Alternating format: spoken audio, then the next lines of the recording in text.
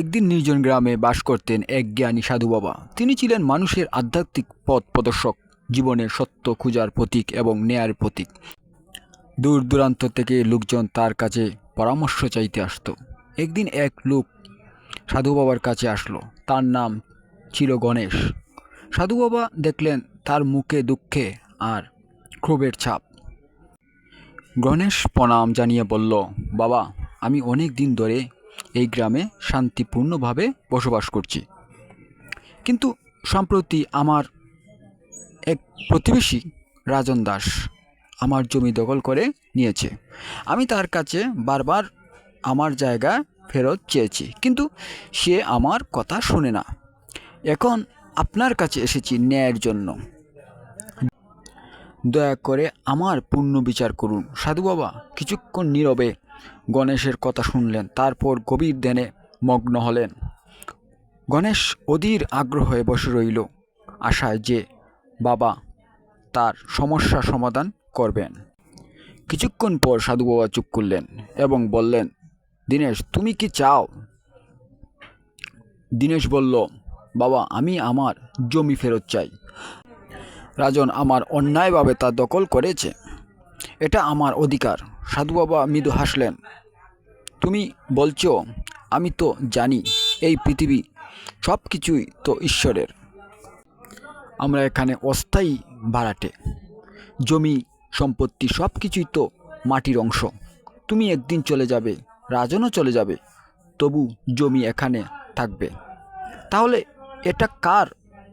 দীনেশ কিছুক্ষণ চুপ করে রইল, তারপর বলল, বাবা, আপনি যা বলছেন তা সত্যি, কিন্তু আমার পরিশ্রমের তৈরি ফসল, ঘরবাড়ি, এগুলো তো আমারই।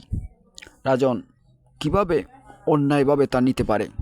সাধু বাবা শান্ত গলায় বললেন, দীনেশ, তুমি রাজনের কাছে গিয়ে তাকে বলো জমি তার, তারপর দেখো কি ঘটে।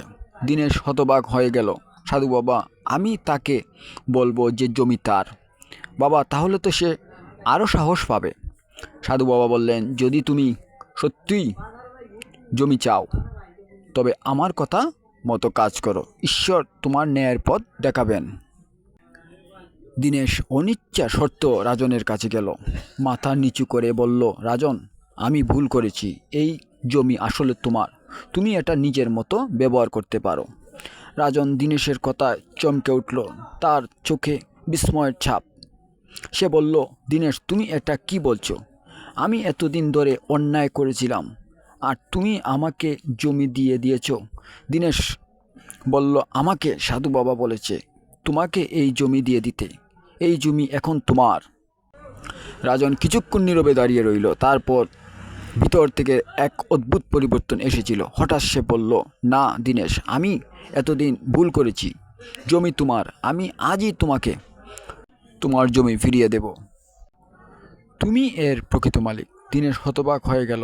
সে বুঝল, সাধু বাবার পরামর্শ শুধু তার সমস্যা সমাধান করেননি, বরং রাজনের হৃদয়ের পরিবর্তন এনেছেন। সাধু বাবার কাছে ফিরে গেল দীনেশ, বলল, বাবা, আপনি ঠিক বলেছেন, আমি আমার জমি ফিরে পেয়েছি এবং রাজনের তার ভুল বুঝতে পেরেছে। কিভাবে সম্ভব হলো এটা? সাধু বাবা বললেন, পুণ্য কখনো তর্কে বা ঝগড়ায় স্থায়ী হয় না, কিন্তু ভালোবাসা, বিশ্বাস এবং ত্যাগের মাধ্যমে তুমি যা হারাও তা দ্বিগুণ হয়ে ফিরে আসে। ঈশ্বর সবসময় ন্যায়ের পথে থাকেন, তুমি ন্যায়ের পথে হেঁটে সেই পূর্ণ ফল পেয়েছ। সেদিন দীনেশ তার জমি নয়, তার জীবনের একটি মহৎ শিক্ষা পেয়েছিল।